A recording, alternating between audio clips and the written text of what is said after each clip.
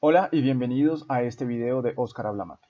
Hoy les traigo la solución de este problema tomado de la Olimpiada Matemática de Centroamérica y el Caribe de 2007 que se realizó en Mérida, Venezuela. Empecemos por aclarar el enunciado. Entonces el enunciado dice que hay un conjunto S de enteros, que además es un conjunto finito, es decir, que la cantidad de cosas que tiene se acaba en algún momento. Y que si tomamos dos números P y Q diferentes en S, entonces existe un f de x igual a ax cuadrado más bx más c, es decir, una función cuadrática, que finalmente cumple que f de P y f de Q son los dos cero. Eso lo podemos reinterpretar, podemos decir que eso significa, valiéndonos de las factorizaciones que se aprenden, esto es un conocimiento muy de colegio, que esto significa que ax cuadrado más bx más c tiene que ser igual a el mismo a multiplicado por x menos p multiplicado por x menos q.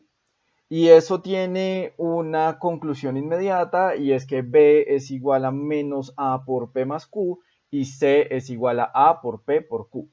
Vamos a ver entonces la solución dividida en tres partes. En la primera parte vamos a mostrar que no hay muchos números grandes. Pero entonces tenemos que decir eso de número grande, ¿qué significa? Entonces vamos a llamar números grandes los números que tienen un valor absoluto mayor o igual que 2. Eso ya va a ser grande y en general vamos a decir que un número es más grande si su valor absoluto es mayor o visto de una forma un poco más gráfica si está más lejos de 0. Más grande es más lejos de 0. Entonces vamos a ver qué pasa si hay al menos dos números grandes y mostrar que eso no se puede.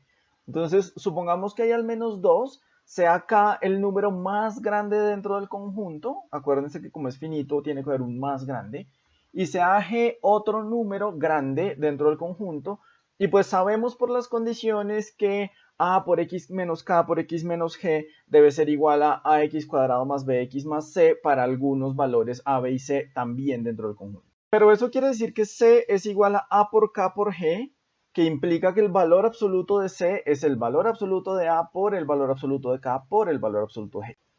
Pero son números enteros, a no puede ser 0, eso es parte del enunciado, entonces su valor absoluto es por lo menos 1.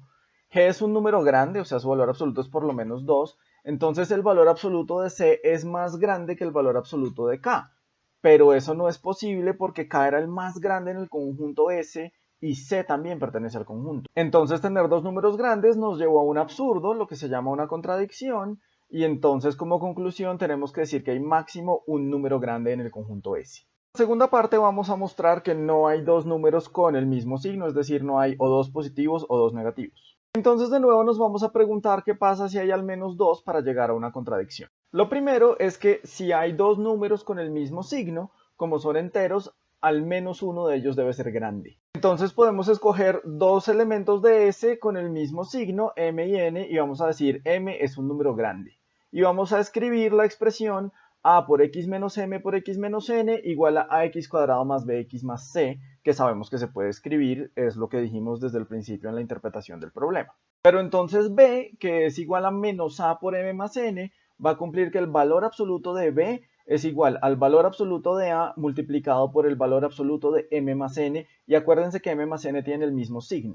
Como el valor absoluto de a es por lo menos 1, el valor absoluto de b va a ser mayor o igual que el valor absoluto de m más n, pero eso es mayor que el valor absoluto de m porque m y n tienen el mismo signo. Entonces tenemos un número más grande que m, o sea, tenemos un segundo número grande que dijimos que no era posible. El proceso que acabamos de hacer se nos resume en que nuestra segunda conclusión de si hay al menos dos números con el mismo signo es que hay al menos dos números grandes, que la etapa pasada del problema nos había dicho que no se puede. Nuestra conclusión, hay máximo un número positivo, hay máximo un número negativo dentro del conjunto S. Pero el problema nos pide encontrar la mayor cantidad de elementos que puede tener S. Hasta ahora digamos que hemos limitado mucho, pero no hemos encontrado y cuántos sí. Entonces lo que vamos a hacer en esta parte es verificar que 3 elementos sí es posible. Y sabemos que tienen que ser máximo 3 porque máximo se puede un positivo, máximo se puede un negativo y tal vez se podría el 0, que no es ni positivo ni negativo. Entonces máximo podríamos tener 3.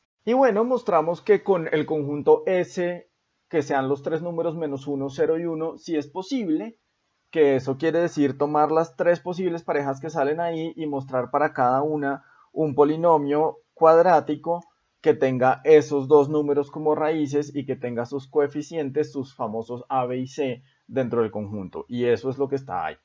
Con eso completamos entonces el problema. Muchas gracias por acompañarme. No olviden seguir el proyecto de Óscar Habla Mate en las diferentes redes y los espero en una próxima oportunidad.